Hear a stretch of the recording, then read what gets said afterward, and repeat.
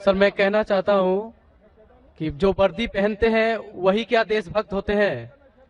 मेरा कहना आप समझ रहे हैं। और मैं आपसे, आपके हाथ से मैं कुरान को पाना चाहता हूँ, क्योंकि मुझे बहुत कुछ जानना है। मुझे कभी कभी लगता है कि ना भगवान है ना खुदा है। अगर नहीं भी माने फिर भी वो हमें सब कुछ देगा। क्यों हम लोग वेट करते हैं हिंदू मुसलमान बनने के लिए? ऐसा लगता है हमें। तो हमको बहुत जानकारी अभी बाकी है, हम जानना चाहते हैं। हमको लगता है कि ऐसा कुछ नहीं है, क्योंकि अगर स्वर्ग और नर्क है तो कौन देखा है, कौन जाके आया है और कहां पर है वो? अगर कोई गया है या किसने बोला है, मेरा माथा काम नहीं करता है। कहाँ है, किधर है? भाई साहब का 3 सवाल है। पहला सवाल है, भाई साहब ने कहा है कि वर्दी पहनने से क्या वो देशभक्त बन जाता है, ये आपका सवाल था। मैं वर्दी पहनने से देशभक्त नहीं बनता है। बहुत से लोग वर्दी पहन के अपने देश से गद्दारी भी करते हैं। तो वर्दी पहनने वाला देशभक्त जरूरी नहीं है। जो अपने देश की रक्षा करता है और देश के लिए काम करता है वो सही इंसान है। वर्दी जरूरी नहीं, वर्दी है या नहीं है वो कुछ अहम क्राइटेरिया नहीं। दूसरा सवाल आप चाहते कुरान मजीद मुझसे आप आ सकते हैं।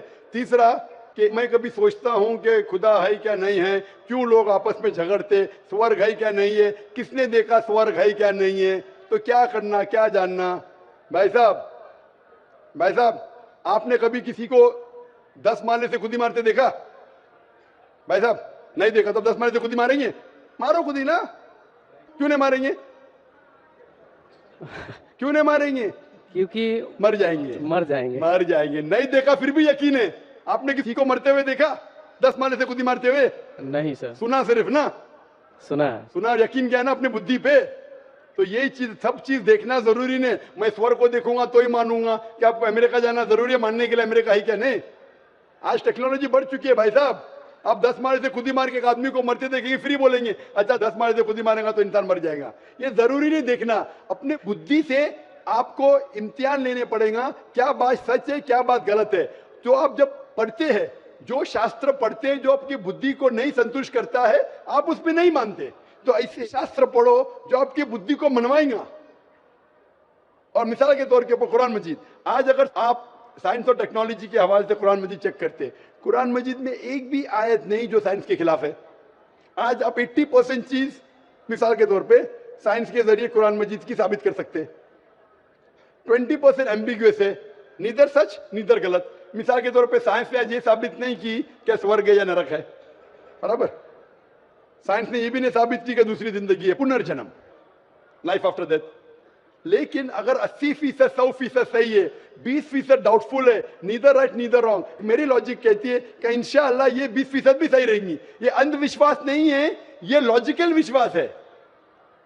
तो कुरान में बाकी साइंटिफिक फैक्ट के अलावा ये भी लिखा है कि स्वर्ग है नरक है। तो ऐसी किताब पढ़ो जिससे आपका मन संतुष्ट हो। आप कुरान मजीद पढ़ो, इंशाअल्लाह आपको यकीन आएगा स्वर्ग और नरक में। आप आके कुरान मजीद ले सकते हो भाई साहब। सर स्वामी विवेकानंद बोलते हैं कि स्वर्ग और नर्क अपना दिल में है। तो ये कैसे बोल दिया? ये बहुत बड़ा पंडित है। स्वामी विवेकानंद के खुदा है क्या? आप वेद की बात मानेंगे, स्वामी विवेकानंद की बात मानेंगे? सर हम लोग यंग तो बहुत उसको फॉलो करते हैं। अगर कोई आदमी ने गलत किया, इंसान गलती कर सकता है क्या नहीं? इंसान गलती कर सकता है क्या नहीं? कर सकता है सर। कर सकता है। तो कोई इंसान कुछ चीज कहता है, आपको देखने पड़ेगा वो सही है क्या गलत है। मैं भी इंसान हूं, मैं भी गलती कर सकता हूं। गलती क्या तो बोलूंगा सॉरी भाई इंसान हूं, गलती कर सकता हूं। कर सकते क्या नहीं? तो अगर स्वामी विवेकानंद वेद के खिलाफ बात करे तो उसकी बात मत मानो। जो बात वो वेद के मुताबिक करते वो बात मानो।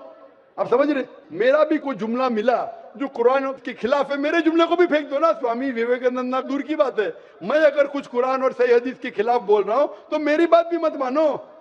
मेरा 2 स्टैंडर्ड नहीं, मेरा डबल स्टैंडर्ड है, 1 स्टैंडर्ड है। जो खुदा ने बोला, खुदा की किताब को मानो, उसके ऊपर अमल करो। लोग अक्सर आपको खुदा की किताब से दूर लेके जाते हैं। मैं यहां आया हूं लोग को खुदा की किताब के नजदीक लेके आने के लिए।